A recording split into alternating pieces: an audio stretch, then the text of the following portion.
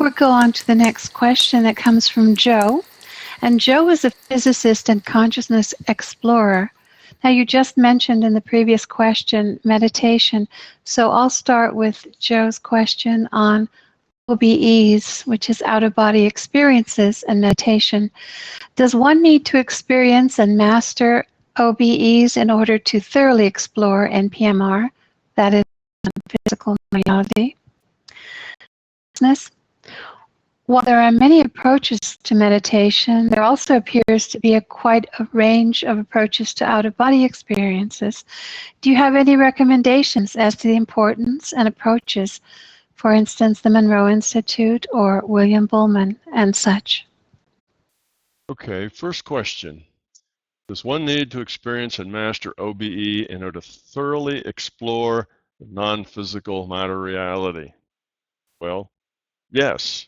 If exploring, the non-physical is what you're about, then what is called OBE, though it is not anything leaving the body, that's a misnomer. But given that we know what that metaphor means, then yes, out of body is the way you do that. Now, out of body is a very general term.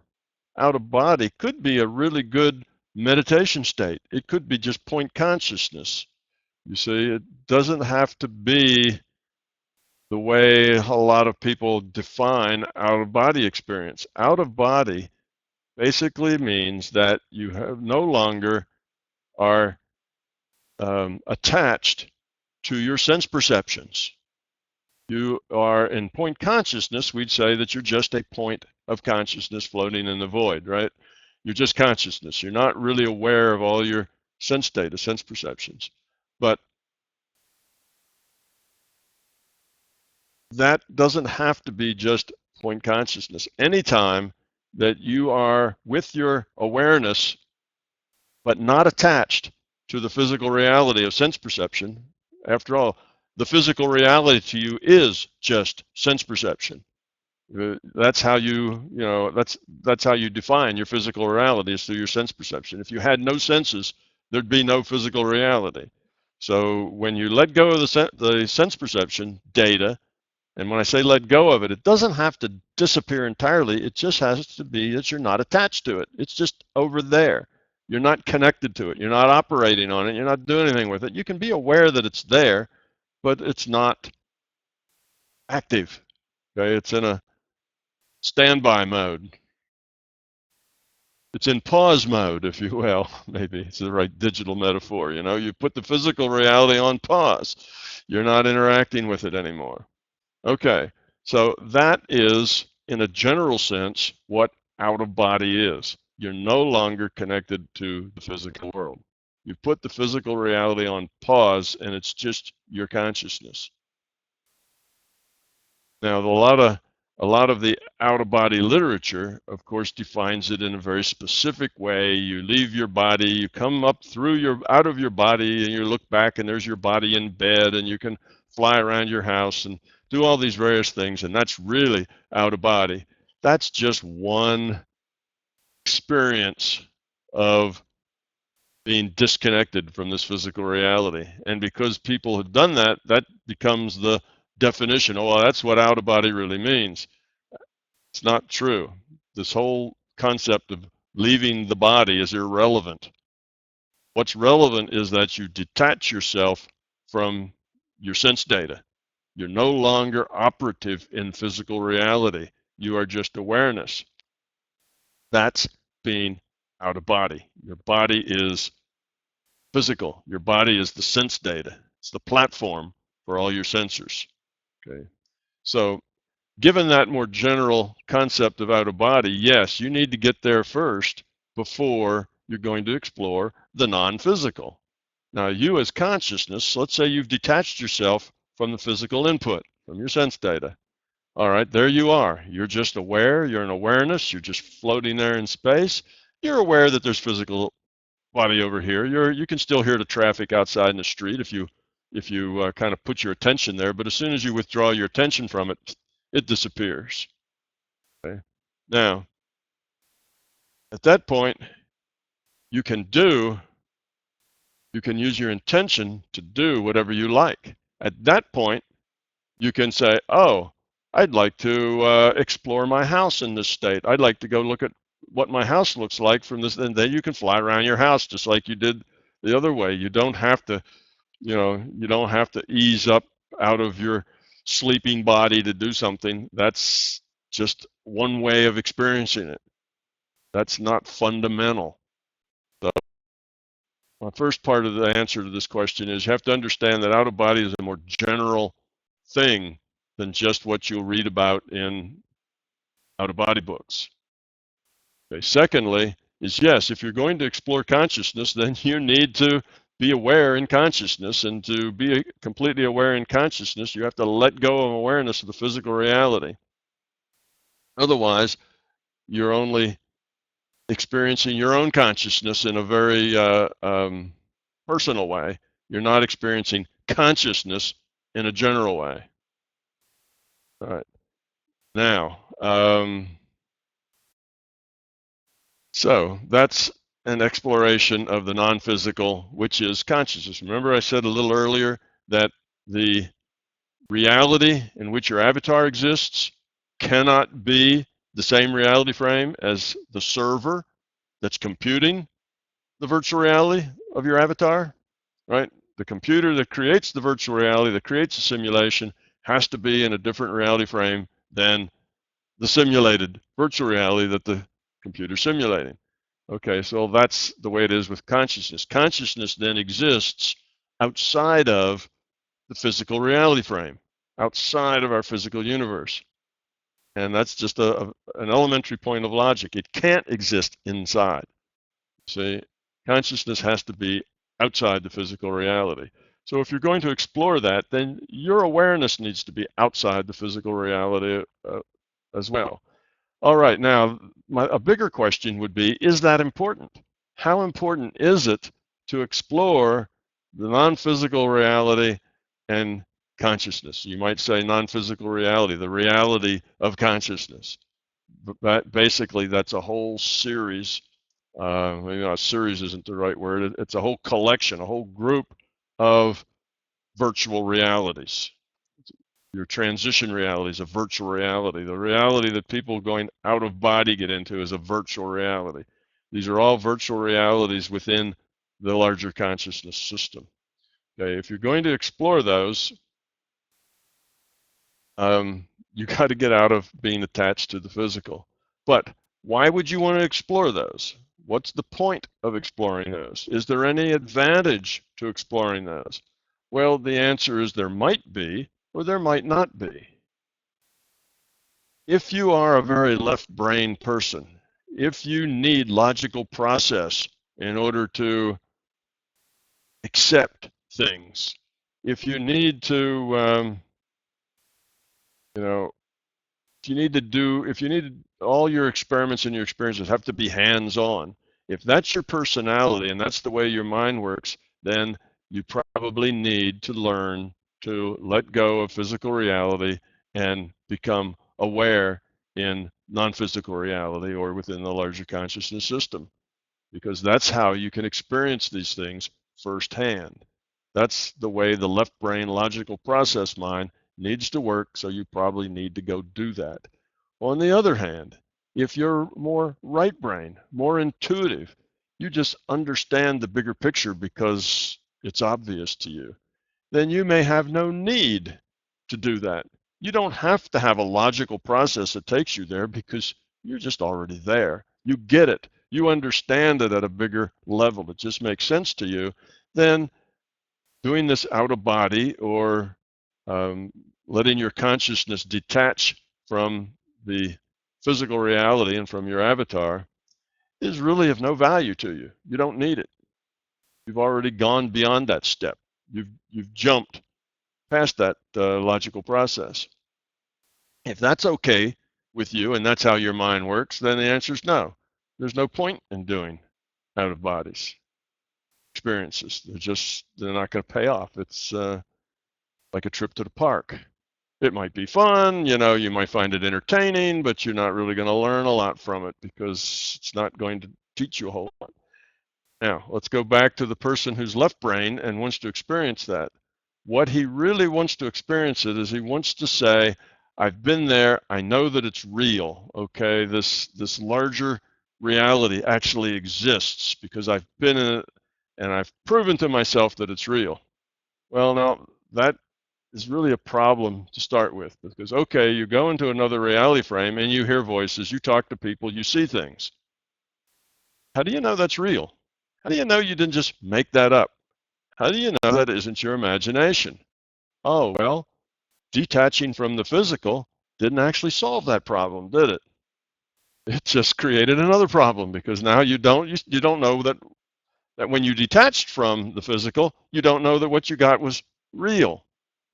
Okay, now how do we define real? Our real virtual reality is just a data stream. What we get from our imagination is just a data stream. What we see in an out-of-body state that's outside of us is another data stream. We are consciousness. We get data streams. We interpret those data streams in terms of, you know, our concepts of reality. So the only way that it's really going to do you a lot of good to do this out of body and explore consciousness, if you approach it like a scientist, you do experiments there. You go certain places and get certain information, and then you have to check it against what you can get through other means, which limits you to doing your out of body to things that are interactive with the physical, because then you can go physically check whether what you saw, that's like remote viewing now. You've kind of reduced your out of body to a remote viewing experiment to where you go someplace, look and see what's there, you come back to this reality, and then go find out what's really there, and is what you saw what was there. You see? Now you can do these kinds of things and convince yourself that indeed you did see stuff that was really there, and otherwise you'd never been there. You shouldn't know it. You can do these kinds of evidential things. So that's really the value of this out-of-body state. Isn't to just go out and wander around in the out-of-body, but to do evidential things, which is a very limited set of exploring the larger consciousness system. A very limited set. But it's that set that you have to do to convince yourself that the data stream you're getting comes from outside of you and isn't just created by your own imagination. You can also practice healing. That's another thing that's easy to do. There's various things. The parapsychologists and the remote viewing people have all sorts of protocols and all sorts of ways of doing this. And once you convince yourself that you are receiving a data stream that has significance, that has meaning, okay, that has content that you can use, then you forget this idea, which is mostly ego, of where did it come from? What's the source? Who said that? Am I talking to myself? And you just start to say, is it useful? Did I learn anything? Am I getting anything out of this? You say, it's the ego that wants to know whether you're making a fool of yourself or not. If you don't have that problem with the ego, then you judge by value. So you can go into a meditation state, you can get into point consciousness, you can do something that's totally non-connected to this reality, to this virtual reality. Therefore, you could never prove where it came from because it didn't come from here, and this is the only place you've got to check it against. You stop worrying about where was that? Was it my higher self? Was it the teachers? Was it this? Was it that? Is it the larger consciousness system? It doesn't really matter. Is it useful? Can you grow up from it? Are you just entertained by it? That becomes the pertinent question, not where did it come from? Okay, but now here you're this left brain person and you need logical process. You need to know if you're getting a data stream, you need to know who produced that data stream, why they produced that data stream, where did it come from? You want all this data. That's because you've learned while you were in this physical reality that all that stuff's important. It is important in this physical reality. That's how you reduce the uncertainty about things. You vet the source. And if the source is strong, then you feel like you can trust information. That doesn't work outside of here very well. You don't have the same ability to check credentials that you have here.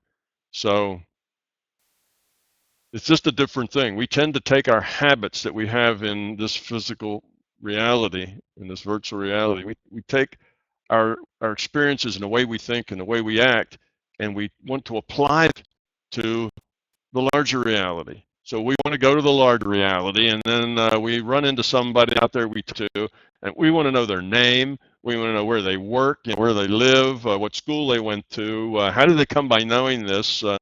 How far up on the ladder of knowledge are they anyway? How evolved are they? We want all of their, we want their resume to check them out so that we can tell whether we should actually seriously consider anything they say.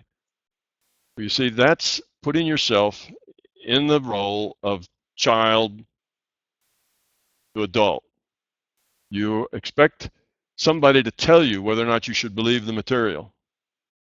Oh, I got all this stuff, but it's from a master, high level, whatever. So I can really, take all this as this is the way it is because my source is very, very credible. See, in other words, you're asking the question, should I believe this or not? Well, it's the wrong question. Don't ask whether you should believe it or not. That's not the point.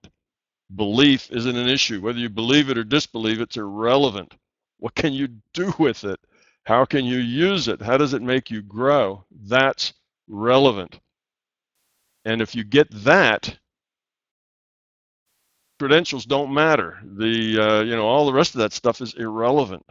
So you have to grow up, be the adult, and decide on what's useful to you and what's not without depending on somebody or something else to provide you information of whether or not you should believe it or not believe it. Well, that's just the thing we left-brainers have to deal with because we've got this logical process that we use to get us through this physical reality, and it works pretty well here. It doesn't work that well there. So that's why if you look at the people who look at the databases, what do they channel, or they get information, they remote view, they do all these kinds of things, you'll find mostly they're intuitive people who have exercised their right brain to the point that they can function very easily there. And the people who are struggling and having a hard time and can't seem to get anywhere are the left brain people that want to make the non-physical work just like the physical does in the same processes, use the same steps and the same tools. And it's a very hard way to go. Now, those left brain people, if they work hard enough at it, they can get there. They can do enough evidential data, but it takes some years to do that.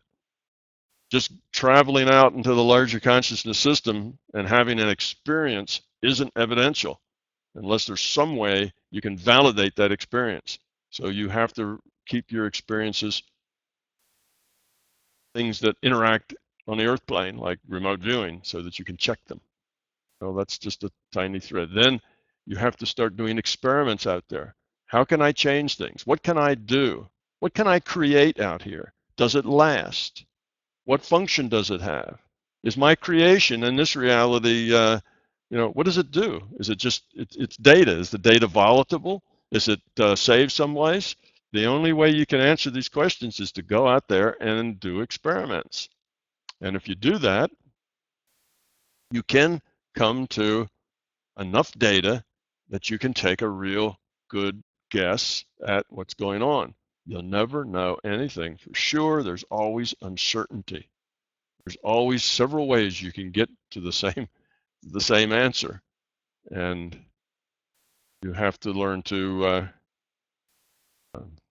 work with probability rather than work with absolutes. Just the nature of the way it is. So I've probably overkilled that one, but I thought it might be important to a lot of people who struggle with this out of body. How do we, how important is it? Do I need to do this?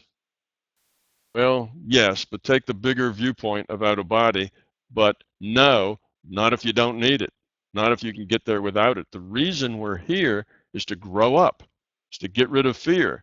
and going out of body doesn't help you grow up and get rid of fear, then it's not really all that important. See, if it's just entertaining, it's not important at all. If it provides you the logical sequence and the logical processing you need in order to take the next step, in other words, in order to take it seriously, then you have to do it. That's a step that's on your path. You might as well work at it. But you don't have to follow the traditional lie down, roll out of body, come up out of your bed, see the sleeping body. All of that is just one way, one set of experiences. It's not that at all. You can just as easily find a good point consciousness state in your meditation and go from there. That's the same. Or you can wake up in a dream and go from there. Or there's all kinds of ways you can detach yourself from physical reality. And once you realize that it's not this big out-of-body process you have to learn, it's just a matter of switching your focus, your attention away from the physical. Then you realize you don't need any process. You can just do it. 1/10 of a second, 100th of a second. You can switch your focus away from this physical reality, and there you are. No longer attached here, which is out of body. And then you can do whatever it is you want. Do you want to heal? Do you want to travel? Do you want to talk to somebody? You want to get information?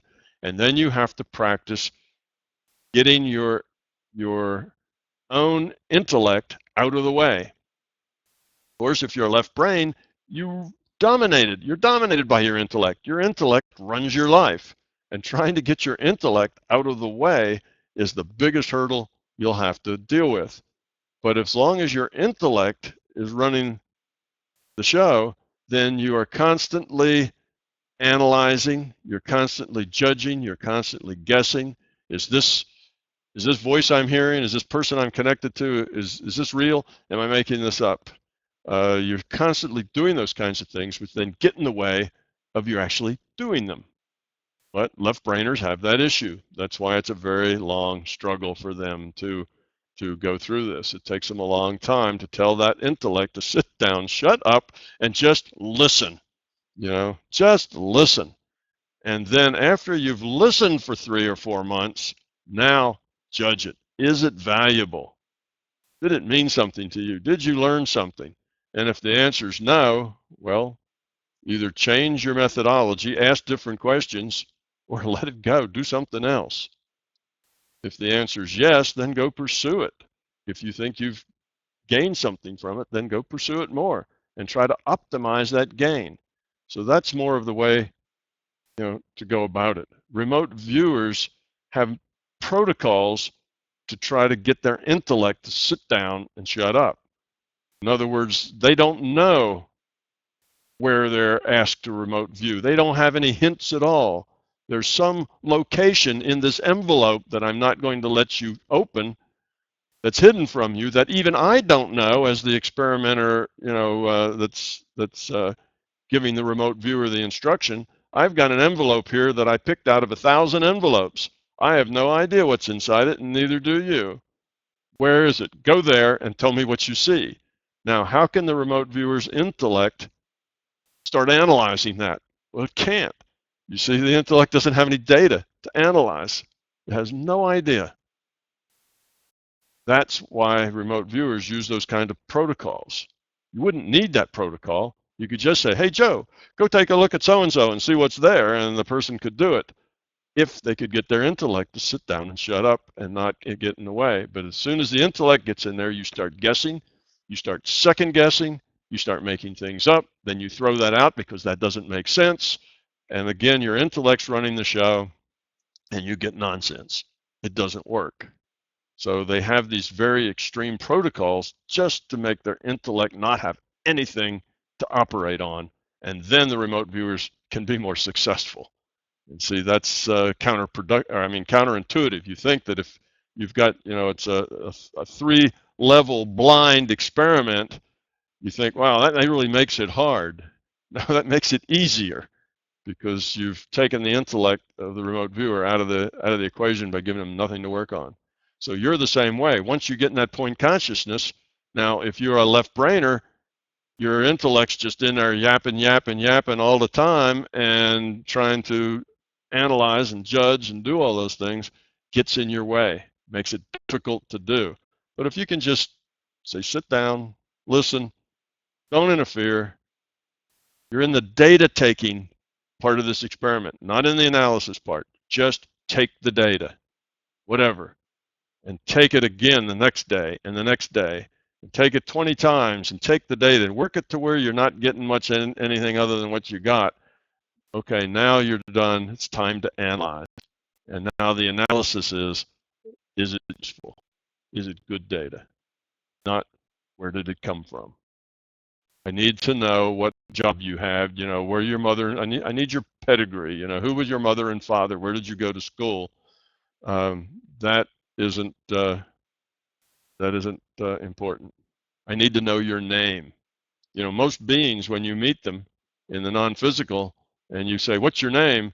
You'll notice right away they don't come back with anything. It's not like they say, oh, hi, I'm George. Unless they've been and done this a lot of times, then maybe they'll do that. But mostly they go, huh? Name? That's something we do here. They don't really have a name. You don't need a name. All you have to do is think of them. You're connected. You say, it's not like you have to look them up in a phone book. Connection is consciousness to conscience. The connection is intent driven, not name driven, address driven. It's just intent driven. So anyway, that's a lot about out of body, but I know there's a whole lot of people that are interested in the same thing. I've been trying and trying. I'm this left brain guy. I need logical process. I've been trying to go out of body, and it's a really hard thing to do. It is. There isn't anybody has more of a difficulty going out of body than left brain people, because they analyze everything and they have a hard time removing their intellect from interpreting everything as they go rather than just taking the data. But it is worth doing if you want to explore that reality. Now, if you're just entertaining yourself, it's not worth doing. If you're trying to collect evidential data to convince you that something real is happening here, and it's not just you talking to yourself, then it's not only worth doing, it's a must. I don't know any other way to do that. If you're right-brained, you don't have to convince yourself of that. You're already home free. Okay, let's go on, Donna. All right, Tom. Joe's next question is on your psi uncertainty principle. When you refer to the psi uncertainty principle, do you refer to it in the same context as in the traditional Heisenberg uncertainty principle? Are you referring to a fundamental limit to the precision with which pairs or complementary variables of non-physical or physical properties of a causal event can be specified? The answer to that is no. It's not the same thing. The psi uncertainty principle isn't so much a part of the rule set, which means a kind of a deterministic set of relationships, as it is company policy, if you will. So it's not something that has to be that way. It's something that is that way because it works better for the purpose that this virtual reality is made for. So the psi uncertainty principle says that if you are experiencing psi effects, that you can do that as long as in the larger picture, in the larger virtual reality, there's some plausible deniability. There's a certain amount of uncertainty that other people can look at that and say, oh, that didn't violate any of our principles. So there needs to be a plausible deniability that the rule set has been violated. Basically, when you do things that are paranormal, they're violations. Some people like to call them their hacks of the system. They're violating the way the rule set normally works. So normally you put this rock in the air and you let it go, it falls down. That's the normal thing. That works. That's the way the rule set has things work. Okay, if you can levitate that rock so that you let it go and it just hangs there in space or floats up, okay, that's paranormal. That's beyond normal. Now, you can do things that are paranormal, but there has to be a certain amount of uncertainty that the rest of the world has, that they can say, well, no, I don't think so. I think the rule set didn't get hacked there. I think that was just a film. I saw that on video, but you can make toasters fly in a video. You can make pigs talk in a video. So on a video, there's a certain amount of uncertainty there. All right, that's true. So videos of paranormal things, like a fellow taking a straw and pushing it through a table, or starting a fire in the palm of his hand or something. You can take videos of those things, but there's a lot of plausible deniability because it's a video and anything can happen in a video.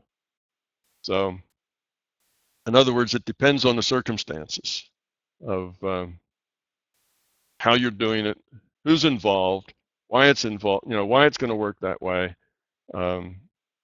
Most of your psi experiences will be personal experiences, because there you have no issues of psi uncertainty. Okay, well, why should psi uncertainty be a company policy? Well, it is because it keeps the culture from learning more than they can process. It's never wise to take a student and give them more than they can actually process. If you give them more information they can process, you create problems for the student. You don't help them learn faster. You confuse them. You make them jump to beliefs that are then limiting. You create problems for them. They shouldn't have any more information than they're ready to process. Okay, so it's just that we have a better, more effective learning lab if we impose a psi uncertainty principle and let everybody grow up the way they grow up, without kind of forcing them to jump ahead a spot without actually having earned, to get to that spot. And now they're just confused, or they don't know what to do, or they take the new information and they use it badly rather than grow up with it. They de-evolve with it. And we see a lot of that. Well, it's all over the world, but particularly if you look around coastal Africa, you'll see cultures in which mind over matter is a given fact. That's not paranormal at all. Everybody in these cultures knows that mind can heal, mind can hurt. It can save your life, it can take your life. It can change all kinds of things. And what you have is a culture where there's some minority that intimidates or bullies others based on threat of what they can do to them with their mind. Okay? So that's not a culture in which growth, seeing the bigger picture, the larger consciousness, and growing up is easy. It's a very hard culture, because now that larger reality is a scary thing. It's a thing to stay away from. It's not a thing to explore. It's the place where evil lurks, where bad things can be done, and it just hasn't worked out very well. So in our culture, we don't, and well, it's all over actually. I mean, you can't put the horses, back in the barn after the barn door's been taken off. They won't stay. Once they're out, they're out. So once that information is out in the culture, it's there. You can't just take it away. But you can make it more difficult for that kind of information to come out in other cultures. So that's why we have a psi uncertainty principle. It's not to trick people or make psi things hard to do. It's just there to maintain the optimal effectiveness of the learning lab. And it's not, like you said, the Heisenberg uncertainty principle and things like that. It's not part of the rule set. It's not that specific. It's very general. So that means that you can violate the rule set on your own in your own way, and you and a small group of others can do that. And you can even make videos of it, because videos these days have no credibility ever since, same with photographs. I have no credibility because Photoshop took all the credibility out of what you see is what you, is what was there. That's just not true. So that's that's kind of the reason we have it and what it is and why it is. People come up against it all the time. I read a story about a guy who was very good at getting data from the larger consciousness system. And he decided to try to pick lottery numbers, because that would be a good thing to do if you can get data, right? Future probable data, then why not pick lottery numbers? Well, he found out that if he actually bought the ticket, picked the number, bought the ticket, it never worked. He always got the wrong number. He didn't win anything, but he could pick a number, put it in a safe, you see, and never buy a ticket, but put, kind of record the number and put it someplace, and then after the drawings and everything were all over, he could then look at the number and get the number right most of the time. Well, that's the psi uncertainty principle. He's not allowed to do something that would have been, sure, I used my mind and got that number. I've done it 3 times in a row, and now suddenly that's news all over the place. That's a really big deal. That didn't happen.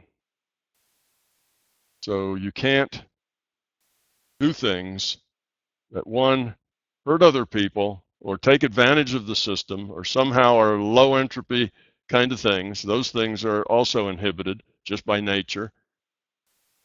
Those things are harder to do because the system does not support it. And you can't push people ahead in what they can process. Okay? Donna, back to you. All right, Tom. Oliver has a question on imaginary, in quotes, friends of young children. Research in the area of child psychology has shown that about 6% of all children have an imaginary friend for several years. In psychology, this was first interpreted as a compensation mechanism for low social skills and a lack of real friends, but this turned out to be incorrect. Many children with imaginary friends actually have better social skills, maybe from practicing social interactions with their imaginary friends. How do you view this phenomenon from a big picture MBT viewpoint? And are these friends only a product of the child's imagination, or are they real, non-physical beings? And also, did you have an imaginary friend when you were young? Okay, that's an interesting question, and I'll approach it from several different viewpoints, because like most things in the real world being the larger consciousness system, there's a whole lot of different ways that things can happen. Things are not so terribly simplistic that there's only one way that things can work. Well, let me start with the very last question. Did I have an imaginary friend? And then we'll work backwards. I can answer that yes and no. I had an entity that I interacted with as far back as I can remember. So I'd say 3, 4, 5 years old. There were entities, and actually it was more of an entity, but entities that I interacted with. I would ask questions, I would get information, I would be assured, I would kind of have an idea what was going to happen next, and so on with those.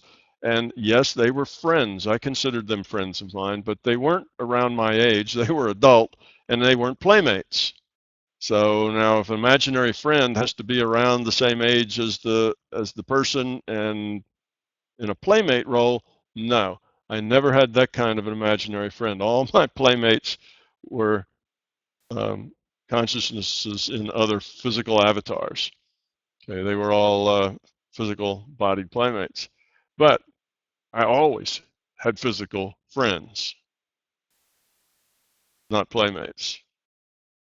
But they were adult-like. I interacted with them like I would interact with maybe a much older child or an adult. They were somebody that knew things and had information and answers beyond what I had.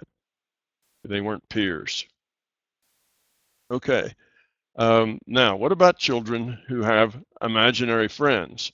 Let's assume for now that now we're talking about an imaginary friend that is a peer. It's an imaginary child that's around the same age as the child that's having it, and they play together. They act like children together. What's going on there? Well, several possibilities. One, it may just be their imagination. Now, when I say their imagination, we immediately have this idea that an imagination is kind of a false thing. It's not really real. See, but if it was a being from the larger conscious system, that wouldn't be imagination. That would be something that was real. And what are they both? The imagination and the being from the larger conscious system, both of those are data streams. It's information. Consciousness itself is an information system. Okay? So it's information stream in either case. The difference is it self-created information stream or an information stream that's external? Well, one can change to the other. You may have a child who is bored, doesn't have anybody to play with, and imagines a friend.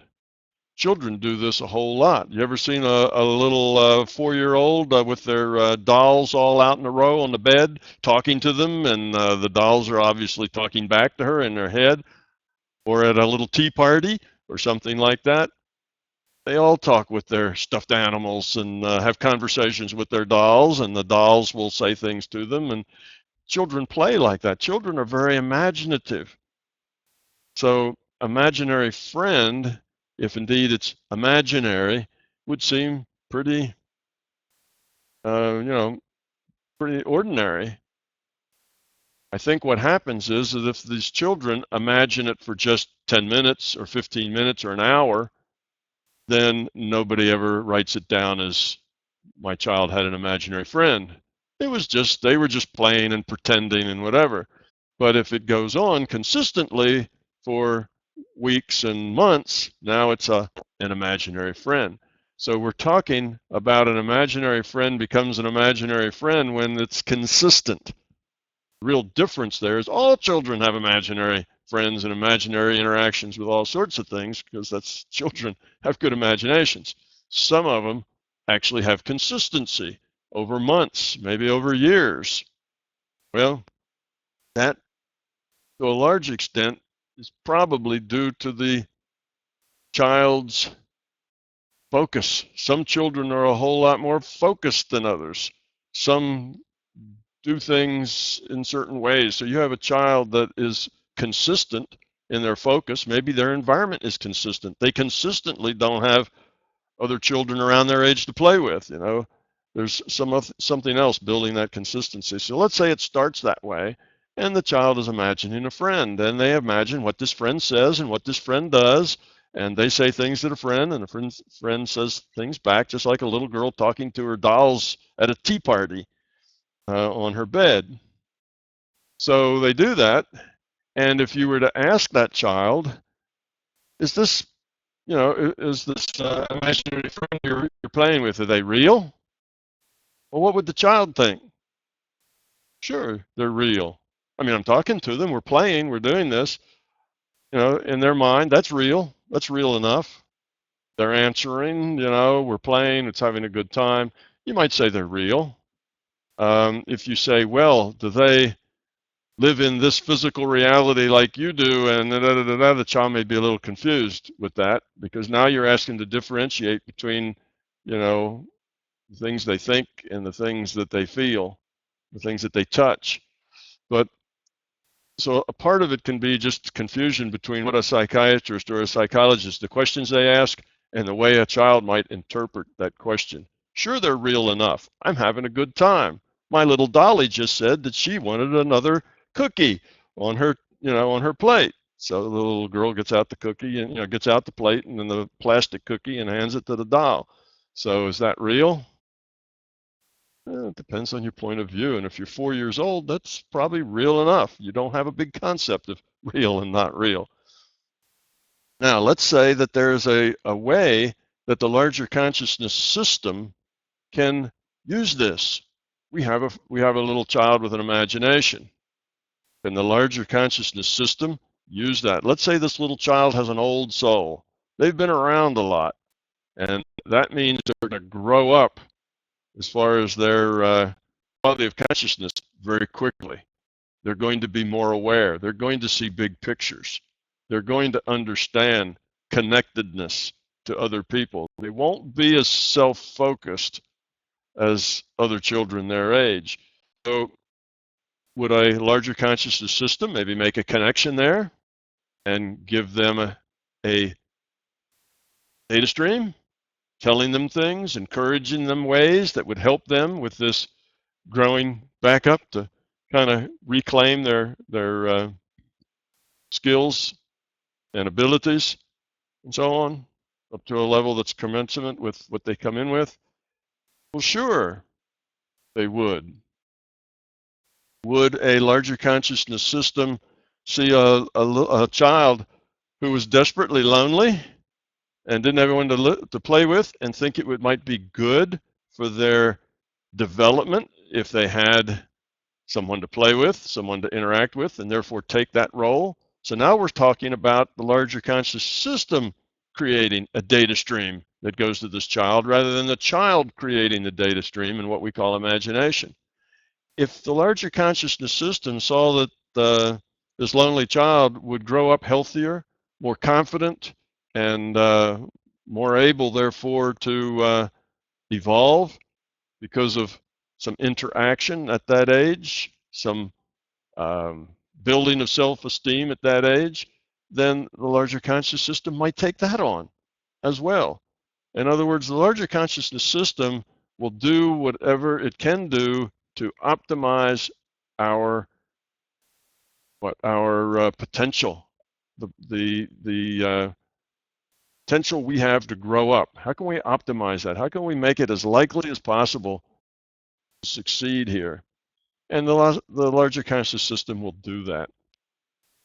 Probably with anyone, probably more specifically with older souls who need to kind of grow back up more quickly. When I'm talking grow, I don't mean physically grow, I mean grow spiritually, grow in their understanding more quickly. So the answer is sometimes it might just be imagination, because that's just it's another data stream. The child doesn't really understand this idea in terms of data streams. Data stream's a data stream. They all seem real. So it could just be the child's imagination. It's the way we say that. Or it could be the larger consciousness system playing a role because that role would have a positive benefit on that child for one reason or another. Either one could be the case. And I think it happens a lot more than what did Oliver say, 6%. Excuse me. I think it would happen a lot more than that 6%. It just probably doesn't remain consistent in many children, and it only remains very consistent in 6%. I'm going to try and get through this, and then we'll take a little break. It probably just remains consistent in that 6% enough that adults and psychologists and other people remember it. So when you ask an adult later, only 6% of the adults say, oh yes, I had an imaginary friend. But probably more like 80 or 90% of them really did have imaginary interactions, even if it was only with their dolls at a tea party. And there's not really a whole lot of difference between the two.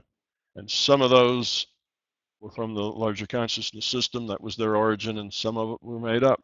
I guess the bigger point is how useful was it? What did it do? And I agree with Oliver's comment. The reason these children are probably more socially adept is because of the time they spend playing with those non-physical friends, we could call them. Okay, because they do interact socially. It is a very viable interaction for them, and you do learn from that interaction. And you say, well, it's not real. It's pretty much as real as the physical interaction. It's a data stream. The physical interaction is a data stream. The imagination is a data stream. The larger consciousness system playing a role is a data stream. They're all data streams. We make choices based on that data, and those choices help us grow. And that's true no matter which of, no matter what the cause of the data stream is. That's, it's true about all of them. So it's a very functional thing. This idea, well, that's different, therefore it must be something wrong. The child is trying to make up for deficiencies, and that sort of nonsense is we tend to make everything that isn't what everybody else does, that's normal or odd, it's a problem, because we don't like differences. Everybody, we're herd animals. Everybody moves the same way, and then we feel confident. As soon as somebody moves, a little differently in our herd, it's a problem. There's something wrong with them. They need to be fixed, or they need to be shunted. They need to be, ignored or taken out of the group. We fear differences. That's what fuels things like racism and that kind of stuff. We have a fundamental fear of anything that's not like us. So that's why these things are seen as a problem, when in fact it's just another data stream, and it doesn't really matter too much what the source is. It's what does the child get from it? How is it useful or helpful? At the very least, maybe they're entertained. At the most, they really learn a lot. So that's kind of my take on all of that. And I don't know how many people are like me as a child that have an imaginary friend, but that friend's an adult, or at least someone that's not a peer, someone that's much more knowledgeable than they are. That's probably even a higher number. That's always there as a possibility.